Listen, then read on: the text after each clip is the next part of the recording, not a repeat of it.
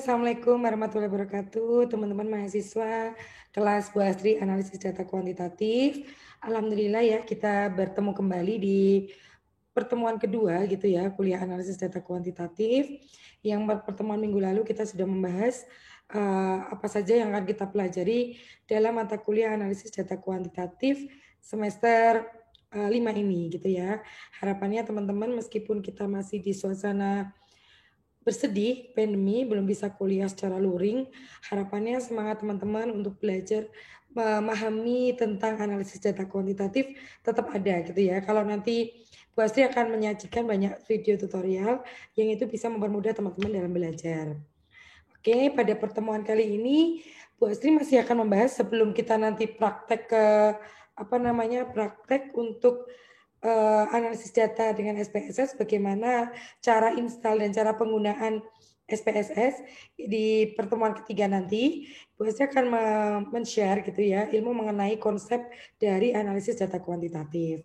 Untuk mempermudah, kita simak saja ya ini apa PPT dan juga suara Bu Astri ya. Semoga teman-teman tidak ngantuk ya. Ini saya menjelaskan secara video gitu ya. Nah, nanti di pertemuan ke-6 kita akan bertemu di via Zoom sehingga kita semua bisa bertanya secara interaktif. Nah, oke, hari ini Bu Astri akan menjelaskan mengenai apa itu konsep dari analisis data kuantitatif. Nah, ini saya pindah dulu untuk videonya biar tidak menutupi. Nah, ini karena data kuantitatif itu adalah informasi yang diungkapkan melalui angka. Angka-angka bukan kata-kata seperti halnya data yang terdapat pada penelitian kualitatif, maka analisis data kuantitatif selalu berkenaan dengan statistical procedure atau prosedur statistik. Nah, karena oleh sebab itu, analisis data kuantitatif tidak lain adalah prosedur statistik atau analisis statistik itu sendiri. Nah, biar lebih paham teman-teman bisa mengamati bagian ini ya. Nah, ini kita ulang lagi meskipun ini kemarin sudah Bu Asti sedikit singgung di kuliah metodologi penelitian kuantitatif. Nah, ini kegunaan statistika yaitu satu mengumpulkan data, dua, menyajikan data. Ketiga, menganalisis data dengan metode tertentu. Dan yang keempat, menginterpretasikan hasil analisis. Nah, untuk poin pertama, mengumpulkan data, teman-teman sudah pelajari di semester lalu, yaitu pada kuliah metodologi penelitian kuantitatif. Yang teman-teman belajar mengenai bagaimana sih cara membuat proposal, bagaimana sih cara membuat instrumen penelitian, dan bagaimana cara teman-teman mengambil data di lapangan. Oke, kita akan belajar mengenai 3 poin berikutnya, yaitu bagaimana cara menyajikan data, menganalisis data dengan metode tertentu, dan juga bagaimana menginterpretasikan hasil analisis. Nah, poin dari 4 kegunaan statistika ini dapat ditempuh gitu ya dengan melalui 2 fase. Yang pertama adalah fase statistika deskriptif dan yang kedua adalah statistika inferensi. Nah, ini statistika deskriptif itu berkenaan dengan pengumpulan, pengolahan, dan penyajian sebagian atau seluruh data pengamatan tanpa pengambilan kesimpulan. Jadi, statistika deskriptif itu pada tahap pengumpulan, pengolahan, dan penyajian sebagian atau seluruh data pengamatan, artinya data yang kalian peroleh di lapangan dengan kuesioner atau dengan angket, tanpa pengambilan kesimpulan. Jadi hanya mendeskripsikan, hanya melihat, hanya menyajikan data itu secara persentase. Kemudian, statistika inferensi itu adalah setelah data dikumpulkan, maka dilakukan berbagai metode statistik untuk menganalisis data. Dan kemudian dilakukan interpretasi serta diambil kesimpulan. Ya. Statistika inferensi akan menghasilkan generalisasi jika sampel representatif. Jadi ini nanti semua analisis itu sudah ada toolsnya di SPSS. Tinggal kita menyesuaikan apa yang ingin kita cari, analisis apa yang akan kita gunakan untuk menjawab pertanyaan penelitian kita. Oke, kita lanjutkan ya. Nah, ini kaitannya dengan statistika dan metode ilmiah. Metode ilmiah itu adalah salah satu cara mencari kebenaran yang bila ditinjau dari segi penerapannya, risiko untuk keliru paling kecil. Ini metode ilmiah ini sudah kalian pelajari di metode penelitian sosial, kemudian juga di metode penelitian kuantitatif. Bahwa kalau kita meneliti dengan berbagai langkah sesuai dengan kaidah ilmiah, itu disebut dengan untuk mencari kebenaran itu disebut dengan metode ilmiah. Nah, bagaimana langkah-langkah dalam metode ilmiah? Yang pertama adalah merumuskan masalah. Ini kemarin kalian sudah membuat proposal gitu dan ada rumusan masalahnya. Kemudian yang kedua yaitu melakukan studi literatur. Sudah kalian lakukan juga karena dalam membuat proposal kalian juga harus melakukan studi literatur. Dan baik dari jurnal maupun dari e-book dan penelitian-penelitian sebelumnya. Kemudian yang ketiga, membuat dugaan-dugaan atau pertanyaan-pertanyaan atau hipotesis. Ini juga sudah teman-teman lakukan dalam proses pembuatan proposal kemarin. Dan yang keempat yaitu mengumpulkan dan mengolah data, menguji hipotesis atau menjawab pertanyaan. Nah, mengumpulkan data ini ke lapangan juga sudah dilakukan, tetapi karena pandemi, kuliah buat sedikit rubah ya, yang biasanya kalau luring teman-teman setelah membuat proposal selesai kemudian ke lapangannya bisa wawancara secara langsung dengan kuesioner, tetapi pada masa pandemi ini teman-teman semuanya menyebar angket menggunakan Google Form atau menggunakan ada juga software yang berbayar atau ada SurveyMonkey dan sebagainya. Kemudian yang kelima, mengambil kesimpulan. Nah, teman-teman bisa mengamati ini Bu Astri kasih highlight warna merah. Ini mengumpulkan dan mengolah data, menguji hipotesis atau menjawab pertanyaan ini merupakan peran statistika. Gitu ya. Paham ya sampai sini ya. Nah, ini peran statistika ini ada beberapa yang kita poin-poinnya yang Bu Haji sebutkan. Yang pertama adalah instrumen, yang kedua sampel, yang ketiga sifat data, yang keempat variabel, dan yang kelima adalah metode analisis. Oke, sampai sini paham ya bahwa langkah-langkah di metode ilmiah yang terkait dengan peran statistika ada di poin 4, yaitu mengumpulkan dan mengolah data, menguji hipotesis, atau menjawab pertanyaan.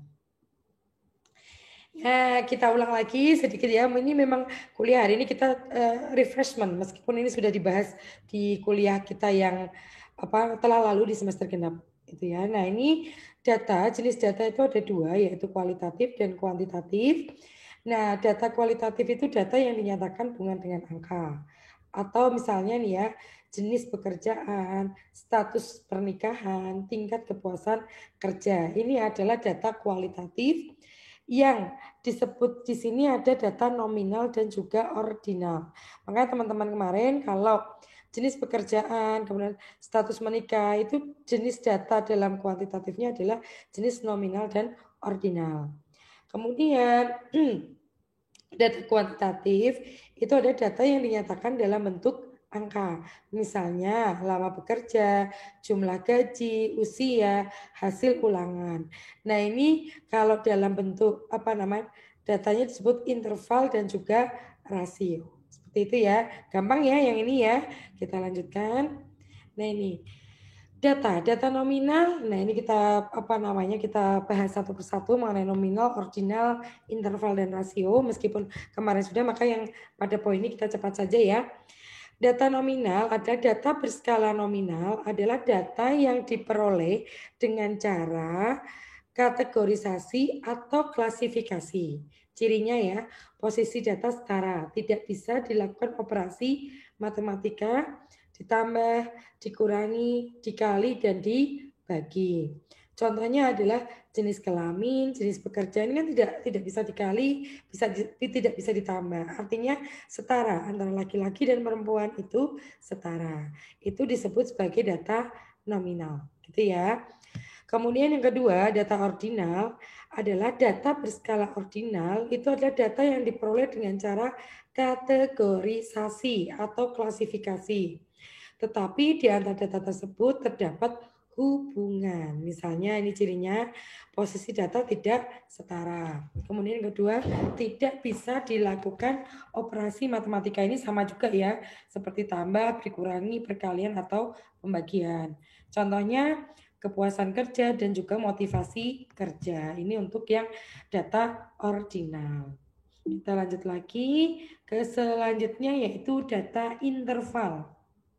Nah, data berskala interval ini adalah data yang diperoleh dengan cara pengukuran, di mana jarak antara dua titik skala sudah diketahui. Cirinya data interval itu tidak ada kategorisasi. Bisa dilakukan operasi matematika baik ditambah ataupun dikurangi, dikali ataupun dibagi. Sebagai contoh yaitu temperatur yang diukur berdasarkan derajat Celcius atau derajat Fahrenheit dalam sistem atau kemudian sistem kalender disebut sebagai data interval. Kemudian kita bahas selanjutnya yaitu mengenai data rasio. Nah, ini data berskala rasio adalah data yang diperoleh dengan cara pengukuran, di mana jarak antara dua titik skala sudah diketahui dan mempunyai titik nol atau absolut. Cirinya tidak ada kategorisasi sama dengan data interval, bisa dilakukan operasi matematika. Contohnya gaji, skor ujian, dan juga jumlah buku. Nah, ini mengenai data ya, ini mudah sekali dipahami. Nah, ini kita sekarang mulai rada rumit sedikit ya. Bukan rumit ya, nanti teman-teman takut ya. Bukan rumit, tetapi perlu pemahaman yang maksimal gitu ya mengenai prosedur pengolahan data. Kita pelajari ini ya. Nah, ini kalau dalam prosedur pengolahan data itu kita bergantung pada dua. Yang pertama adalah parameter yang digunakan, yang kedua adalah jumlah variabel. Nah, nanti kita cek dulu jumlah variabelnya berapa, kemudian parameternya apa. Ini yang menentukan jenis analisa data yang akan kalian lakukan, gitu ya. Kita bahas satu persatu, oke? Kita mulai dari yang parameter. Berdasarkan parameter yang ada, statistik dibagi menjadi dua, yaitu statistik parametrik dan juga statistik non-parametrik. Nah, statistik parametrik ini berhubungan dengan inferensi statistik yang membahas parameter-parameter seperti populasi, jenis data interval atau rasio, distribusi data normal atau mendekati normal. Buat ulangi ya. Statistik parametrik itu berhubungan dengan inferensi statistik yang membahas parameter-parameter berdasarkan jumlah populasi gitu ya. Pertama itu. Kedua, jenis datanya adalah interval atau rasio. Kemudian yang ketiga, distribusi data normal. Nah, teman-teman, nanti kan dalam pengolahan data itu tahapannya ada uji normalitas data.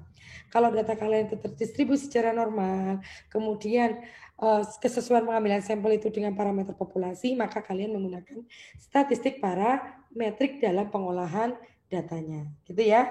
Paham ya? Oke, kita lanjut yang kedua yaitu statistik non parametrik. Nah, ini inferensi statistik membahas parameter-parameter populasi. Jenis datanya nominal atau ordinal. Distribusi data tidak diketahui atau tidak normal. Nah, nanti kalau teman-teman itu sudah menguji data, kemudian ternyata hasilnya apa ya? Maaf, hasilnya itu data tidak terdistribusi dengan normal, maka kalian menggunakan statistik non parametrik. Jadi yang membedakan itu ya. Kalau teman-teman nanti pada uji data itu normal, maka menggunakan parametrik. Kalau tidak normal, menggunakan statistik non parametrik. Nah, nanti banyak sekali dalam statistik parametrik ini jenis-jenis analisis datanya yang nanti akan bisa untuk membantu teman-teman menjawab pertanyaan penelitian. Oke, sampai parameter sudah paham, kita lanjut lagi kepada yang kedua, prosedur pengolahan data yang kedua yaitu jumlah variabel. Nah, berdasarkan jumlah variabel dibagi menjadi dua, yaitu analisis univariat dan juga analisis multivariat, gitu ya. Analisis univariat hanya ada satu pengukuran atau variabel untuk N. N itu jumlah tertentu sampel atau beberapa variabel, tetapi masing-masing variabel dianalisis sendiri-sendiri. Nah, ini ya, jadi univariat itu adalah hanya ada satu pengukuran variabel untuk N sampel atau beberapa variabel, tetapi masing-masing variabel dianalisis sendiri-sendiri. Sebagai contoh adalah korelasi motivasi dengan pencapaian akademik. Nah, ini ada dua variabel ya, maksudnya tapi diukur sendiri-sendiri gitu ya. Yaitu ada motivasi dan juga pencapaian akademik. Oke, sampai sini paham? Kita lanjut lagi kepada analisis multivariat. Nah, dua atau lebih pengukuran variabel untuk sampel di mana analisis antar variabel dilakukan bersamaan. Nah, kalau multivariat ini, dua atau lebih pengukuran variabel itu analisisnya bersama-sama. Beda ya dengan univariat. Kalau univariat tadi kan dianalisis satu persatu variabelnya. Tetapi kalau multivariat ini, dua variabel atau lebih gitu ya, kemudian dilakukan analisis secara bersamaan. Sebagai contoh, pengaruh motivasi terhadap pencapaian akademik yang dipengaruhi oleh faktor latar belakang pendidikan, orang tua, faktor sosial ekonomi, dan juga faktor sekolah. Jadi ini nanti dianalisis secara bersama-sama. Sudah paham ya teman-teman ya sampai sini ya. Nanti kalau tidak paham bisa ini kita diskusi di room WA grup kita. Oke, kita lanjut lagi. Nah, ini teman-teman untuk selanjutnya penyajian data. Nah, penyajian data dalam penelitian kuantitatif ini ada beberapa. Yang pertama ada tabel. Nah, ini tabel ini adalah tabel nanti kalau teman-teman olah data di SPSS, maka akan muncul tabel seperti ini. Nah, ini tinggal di copy dipindah kepada laman Word kalian. Nah, misal tabel ini seperti ini ya, bidang pekerjaan berdasarkan latar belakang pendidikan. Perikon itu perhitungannya, ini ada bidang pekerjaan, ada administrasi, personalia, produksi, marketing, dan sebagainya. Ini bentuknya adalah tabel. Kemudian yang kedua adalah bentuknya grafik. Nah, ini apa namanya bidang pekerjaan, administrasi, personalia, dan sebagainya berdasarkan pada tingkat pendidikan. Nah, ini teman-teman bisa melihat. Ini gampang ya teman-teman, sepertinya sudah paham. Nah, kemudian yang kedua, yang berikutnya, mohon maaf, itu adalah bagaimana kalian membuat tabel. Nah, ini sebenarnya kalau di SPSS itu sudah ada muncul sendiri gitu ya. Kita mau menganalisis apa, outputnya itu ya, output di SPSS-nya itu sudah dalam bentuk tabel, grafik gitu ya. Nanti kita ada pilihannya di SPSS gitu ya. Ini sedikit buat dikasih gambaran bahwa nanti kita bisa memilih grafiknya bentuknya apa, pie chart atau line chart atau yang lainnya gitu ya. Itu nanti ada pilihannya di sana. Nah, kalau tabel ini sebenarnya kita tidak membuat secara manual, tetapi kita nanti sudah ada apa namanya tabel yang jadi dari output SPSS. Nah, ini fungsi dari tabel itu memberikan informasi secara rinci terdiri dari kolom dan baris. Nah, ini kolom tuh yang vertikal ini, baris yang horizontal. Nah, itu ya paham ya ini. Kemudian grafik. Nah, grafik ini memberikan informasi gitu ya dengan benar dan cepat tetapi tidak rinci. Jadi antara grafik dengan tabel itu lebih rinci yang tabel. Nah, ini syarat dari grafik itu diantaranya adalah pemilihan sumbu atau sumbu tegak dan sumbu datar kecuali grafik lingkaran atau pie chart. Kemudian yang kedua, penetapan skala. Skala biasa, skala logaritma atau skala yang lain. Kemudian yang ketiga adalah ukuran grafik. Tidak terlalu besar, tinggi, dan pendek. Nah, ini adalah sumbu yang ke atas, tidak sumbu Y atau sumbu tegak. Yang 0 ini ada titik pangkal, ini sumbu datar. Nah, ini nanti teman-teman, nah ini yang Bu Asri sebutkan tadi, itu ada beberapa jenis grafik, ada grafik batang, grafik garis, lingkaran, dan juga interaktif. Nanti teman-teman tinggal bisa memilih dan sudah ada di output, teman-teman tinggal mengcopy di Word. Seperti itu ya untuk hasil olah analisis datanya.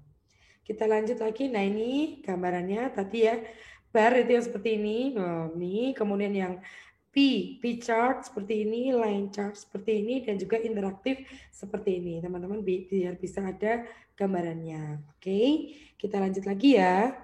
Nah, nanti teman-teman di analisis data kuantitatif itu nanti ada ketika diklik analyze itu maka nanti ada analis apa secara frekuensi atau apa deskriptif atau dan yang lainnya atau ada pilihannya. Nah, untuk mengetahui itu semua, apa sih yang disebut dengan frekuensi? Nah, frekuensi ini adalah banyaknya data untuk satu kelompok atau klasifikasi. Misalnya nih ya, kelompok ke-1 F1, kelompok kedua F2, kelompok ketiga F3, kelompok ke-I FI, kelompok ke-K adalah FK. N jumlahnya maka AK sigma FI. I adalah sama dengan 1. Nah, ini rumus ya. Jadi pendidikan misalnya S1 frekuensinya 62, S2 19, S3 9, maka jumlah totalnya adalah 90. Jadi frekuensi itu ada banyaknya data untuk satu kelompok klasifikasi. Itu adalah frekuensi. Kita lanjut ya. Nah, ini kita belajar mengenai distribusi frekuensi gitu ya. Nah, ini adalah mengelompokkan data interval atau rasio dan menghitung banyaknya data dalam satu kelompok atau klasifikasi. Nah, ini misalnya membuat distribusi frekuensi. Yaitu ini teman-teman bisa melihat di sini ada dua. Ada kolom pertama adalah usia, kolom kedua adalah frekuensi. Nah, ini bagaimana cara membuat distribusi frekuensi? Yang pertama adalah mencari sebaran atau range, yakni selisih antara data paling besar dengan data paling kecil. Itu untuk melihat distribusi ya. Misalnya pada data ini terbesar adalah ini ya, misalnya 35. Contohnya 35 dan terendah 20. Maka range-nya adalah 15. Kemudian yang kedua, menentukan banyak kelas dengan rumus K sama dengan 1 ditambah 3,3 log N sama dengan 7. Nah, menentukan banyak kelas dengan rumus P sama dengan sebaran dibagi banyak kelas. Seperti itu ya. Nah, ini misalnya untuk distribusi frekuensinya bisa dilihat ini, kalau ini kan frekuensinya ya pada usia 20 sampai 35. Kemudian ini kelompok usia dikelompokkan menjadi 20 sampai 21 itu ada 11 orang dan seterusnya. Teman-teman bisa amati dari sini ya. Nah, ini paling rendah adalah range 30 usia 34 sampai 35 tahun. Ini kalau kita ingin mencari distribusi frekuensinya. Nah, ini rumus-rumus ini ya nanti kita bisa aplikasikan juga gitu ya. Nanti di SPSS juga lebih mudah gitu ya. Nah, ini ukuran tendensi sentral. Nah, ini rata-rata adalah suatu bilangan yang bertindak mewakili sekumpulan bilangan. Rata-rata hitung atau rata itu adalah jumlah bilangan dibagi banyaknya. Nah, ini rumusnya X1, X2, X3 dan seterusnya dibagi N. Gampang kok ini, nanti kalau kita hitung di Excel itu lebih mudah. Kemudian bila terdapat sekumpulan bilangan di mana masing-masing bilangannya memiliki frekuensi, maka rata-rata hitung menjadi seperti ini ya rumusnya ya teman-teman. X1, F1 ditambah X2, F2 dan sebagainya. Nanti teman-teman bisa lihat contohnya di sini. Nah, ini X1 70, 63 dan 85. F1 3, 5 dan 2. XI kali FI ya, maaf tadi XI ya. Itu maka 210, 315 dan 170. X-nya adalah tinggal jumlah keseluruhan dibagi jumlah total frekuensinya. Begitu ya, ini untuk ukuran rata. Ini masih mungkin teman-teman masih agak bingung ya karena belum aplikasi. Nanti kalau sudah latihan dengan data yang benar dan kita bisa latihan di Excel sama di SPSS, insya Allah teman-teman akan lebih memahami. Kalau ini kan kita masih belajar secara konsep dan secara teoritik. Ya. Kemudian yang kedua nih median. Nah, ini sudah pasti teman-teman sudah tahu median itu adalah nilai tengah dari sekumpulan data setelah diurutkan yang fungsinya membantu memperjelas kedudukan suatu data. Nah, ini ya median ini adalah nilai tengah. Sebagai contoh, Diketahui rata-rata hitung nilai ulangan dari sejumlah siswa adalah 6,55. Pertanyaannya adalah, apakah siswa yang memperoleh nilai 7 termasuk istimewa, baik atau biasa saja? Maka teman-teman akan menghitung nilai mediannya dulu untuk mengetahui kategorisasi dari istimewa, baik atau biasa saja. Seperti ini ya teman-teman ya. Bisa nanti diamati lagi dari PPT-nya Bu Astri. Ini gampang nih matematika operasi matematika yang gampang.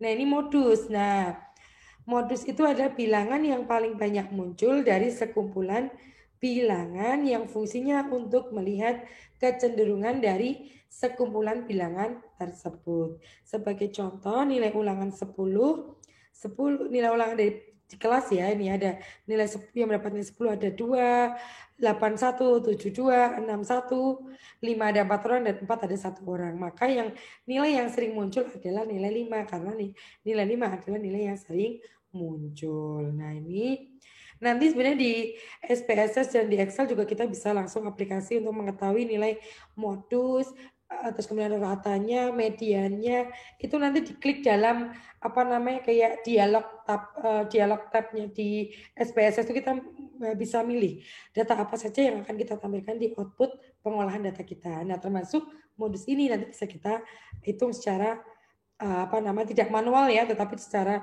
dengan SPSS gitu. Nah, ini juga ukuran penyebaran. Nah, ini nanti juga bisa kita klik juga di SPSS-nya. Ini adalah apa sih nanti kalau di SPSS itu kan banyak sekali menu-menunya ya. Nanti teman-teman biar bisa paham. Ukuran yang menyatakan homogenitas atau heterogenitas itu ada beberapa ini ya. 4 yaitu adalah rentan range. Nah, nanti di SPS ada range, deviasi, standard deviation itu juga ada nih dan juga variance. Nah, nanti 4 ini ada di SPSS 4 yang kita gunakan atau 4 variabel yang menentukan homogenitas dan juga heterogenitas. Itu ada rentang, range, kemudian ada deviasi rata-rata, ada variance dan juga ada standar deviasi. Seperti itu ya. Ini bisa dilihat di sini bahwa rentan itu adalah selisih bilangan terbesar dengan bilangan terkecil. Ini sudah tahu, tadi sudah kita bahas di slide sebelumnya. Oke ya, nah ini deviasi rata-rata teman-teman bisa melihat di sini ya gitu untuk melihat mengenai tabel-tabelnya. Nah, deviasi yang dimaksud dengan deviasi rata-rata itu adalah penyebaran berdasarkan harga mutlak gitu ya, simpangan bilangan terhadap rata-ratanya. Nah, ini kalian bisa lihat di sini grafiknya ada yang lurus saja vertikal rata-ratanya, terus ada yang melengkung untuk rata-ratanya. Nah, ini yang lurus ini adalah rata-rata atau deviasi rata-rata untuk kelompok A yang hijau, kemudian deviasi rata-rata untuk kelompok B itu yang biru. Nah, seperti itu ya. Makin besar simpangan, maka makin besar nilai deviasi rata-ratanya. Oke. Oke, ya ini untuk deviasi rata-ratanya. Nah, ini untuk varians gitu ya. Untuk varians itu penyebaran berdasarkan jumlah kuadrat simpangan bilangan terhadap rata-ratanya gitu ya. Ini adalah untuk varians gitu ya. Variasi atau varians itu adalah penyebaran berdasarkan jumlah kuadrat simpangan bilangan rata-rata untuk melihat ketidaksamaan sekelompok data. Jadi variasi datanya itu seperti apa? Kita lihatnya di varians gitu ya. Nah, kemudian deviasi standar itu adalah penyebaran berdasarkan akar variasinya atau varian yang menunjukkan kelompok rata-rata. Itu ya, ini untuk variansnya. Nanti teman-teman bisa amati dari kelompok A dan kelompok B. Oke. Nah, materinya cukup sekian ya teman-teman untuk pada sesi kali ini. Tugasnya teman-teman silakan absen di komen YouTube nama dan NIM. Kemudian yang kedua, minggu ini teman-teman silakan menginstal laptopnya dengan software SPSS supaya minggu depan ketika Bu Astri tutorial mengenai menu-menu apa yang ada di SPSS, terus kemudian bagaimana aplikasinya, pengenalan aplikasi SPSS, teman-teman sambil membuka laptop kalian dengan aplikasi SPSS gitu ya. Jadi teman-teman, tugasnya adalah minggu ini kalian menginstal software SPSS di laptop kalian gitu ya. Terus kemudian untuk absennya silakan kalian komen di YouTube ini nama dan juga NIM dan nama. Kemudian atau kalau mau ada pertanyaan bisa di komen YouTube atau langsung ke grup WA kita. Terima kasih. Salam sehat dan semangat. Mohon maaf kalau banyak kekurangan. Kalau masih ada yang perlu ditambahkan, kita lanjutkan di room chat kita. Assalamualaikum warahmatullahi wabarakatuh.